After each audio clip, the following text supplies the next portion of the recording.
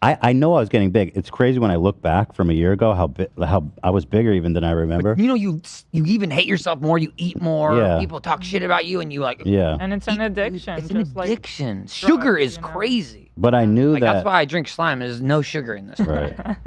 I knew I was gonna die if I didn't stop.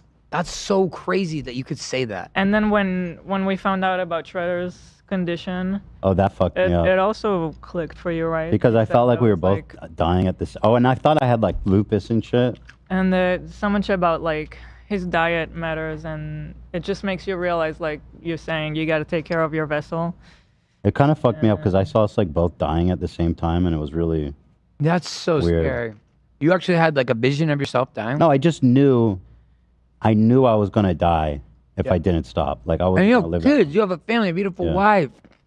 You're gonna throw it all away? No, I want to live as long as possible. I got. You know what I mean? You can. Right. So. You've made such big headway, so kudos to you, man. I'm proud of both of us. But it also scares me, like, what happened with Shredder? He was so young, you know? And it just sucks, man, that sometimes people just fucking die.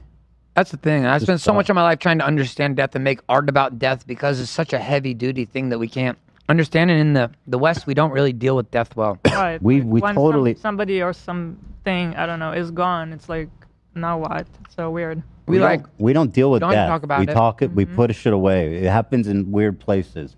We don't look at it. We don't talk about it. Well, the thing is, we go to the funeral and then we never really want to speak about it again. Or we'll still remember the person, but in the East, and not everyone in the East, but certain Eastern cultures, like people who practice Buddhism, a lot of their life is training for death. So it's actually like the exact opposite. So it's very interesting, but from a Western lens, for me, I've spent so much of my life trying to make art around death and explore these concepts that are so, because I lost, I became a drug addict after my cousin died when I was in middle school. That was when I was like, my friends would smoke weed and I'd be like, I don't want any part of this. Like I was like goody two shoes. I'm like, no way. I would smoke lavender with them. I had Post-it notes when I was younger than that. So obviously there were some signs. But when they brought out the weed, I was like, no way, Jose. Like I'm not about that. I learned good. How'd your cousin die? He died from spiral meningitis, and he was my damn. age. He was like basically 8 months older than me or something, but he was my closest cousin. Like he lived over the hill, and he was a very close friend. And that summer we took him to Mexico. It was the first time him and his parents and stuff had ever left America. And we went on this trip, and his name was Wayne Wayne? Paul Green. And yeah, me and him were very close, and it was just wild. It really fucked me up because he just one day went on a trip to Disneyland, and then he went also into some swimming thing, and he played with some puppies. I don't know exactly how he got it, but it's like rapid bacterial infection, I believe, and it like Those eats are all away normal at your shit. spine. It's all normal I shit, know, and yeah. dude, he literally within like 48 hours he was brain dead. No way. He just like had like his ear was like messed up, and then all of a sudden it was so rapid that like basically his mom took him to the hospital. He was already basically brain dead by the time he got to the hospital or Whoa, something. And I man. went to, and then my dad was like, So "Yo, things are really terrible. serious. Like you have to go say goodbye to him." Wow. That's shocking. And that like, and my dad told me later, he's like, my sister said, not Wayne's mom, but he was saying his sister was like, "You shouldn't do that." And my dad was like, "No, they need to experience this." And my dad was always that way, in the sense that is like, this is real life, and he should have the opportunity to say goodbye to this person, which I actually He looking did back, the right thing. I feel it was. But my dad also, he believed that style, and I think it was a smart way. Like when I went to Greece when I was 4 years old, my dad was like, "You eat meat, you got to see how the goats die," and I watched them like kill the goats because he was like, "You have to see what it is to eat meat," and that's just like he grew up with ranch and farmers, and this is the shit. That's a good. I think that's. It is. good. I think it's the right way to be able to be like, hey, you're gonna eat meat. At least know what the hell's going on here. This doesn't just come from magic. Cutting back though, I went to the hospital. I don't think I've ever spoken about this before, but I went to visit him in the hospital. It was like the most traumatic experience of my life. I think I was in 7th grade or something. Pretty much just a little bit older than Oliver Jr. Imagine Oliver Jr. 2 more years older. And I go to the hospital to see my cousin, and he's just attached to all these tubes running through. He's literally plugged up to this machine, and he looks beautiful. He looks like he's just fully asleep. He looks healthy, and everyone's just crying. And our other cousin was a little bit older than us. She was like, "You guys were partners in crime, blah blah." And I was like, "You're so strong, Wayne." I was like by myself with them. I was like, "You're gonna make it through this, man. We got to go do so much more. Like, this is not it. You got," and I was just, But I was like kind of like making my peace with it as well and being like, I love you so much. Like trying to, you know, give him encouragement. Obviously he wasn't really there at that point anymore, but like it was after that point, that's when I became like, oh wow. Like I was like, you know what my mindset was? It was like, you know, I could die at any second. Cause like, you know, I'm probably like I don't know what middle school is, 7th grade, maybe 9 years old, maybe 10 years old. I don't know if it's older, maybe 11 or something. But like, I'm like, I could die at any second. You know, talking about Shredder, it's like you could die at any second. So I was like, well, I want to see what this world has to offer.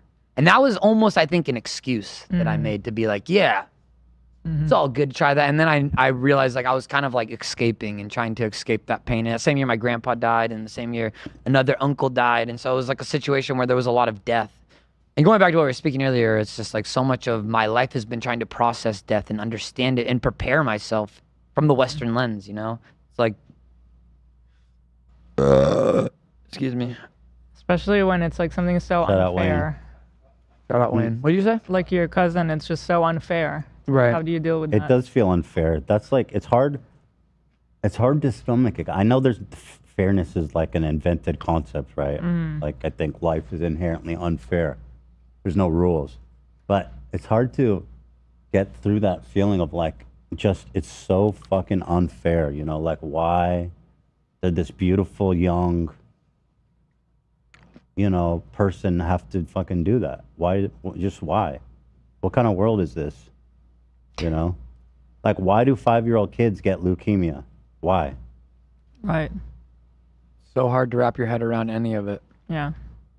There's no God, bro. Well, you know, the way that it's perceived in the Buddhist culture is that we're basically, and I don't know the entirety, don't take this word for word because I know nothing, but I did a class to try to understand Buddhism at college because my brother's explores that. I'm not going to speak much about him, but I will say I wanted to understand because my brother is exploring that, and I was trying to study, and then kind of part of the idea is that we're just, to be a human is suffering, and such immense suffering, you know, like it's like trying to create, trying to practice detachment and not be too attached to things because attachment leads to suffering. But if you detach yourself too much away from everything, then you can actually create suffering for others as well in a different way. So I'm not saying anything necessarily is the right way of going about it, but I noticed that the mindset, I'm not saying this is how they see it, but this is what I interpreted from the class, was that basically like this is almost like to be trapped in some form of like a hell realm because the suffering is so immense as a human, and we all suffer so much.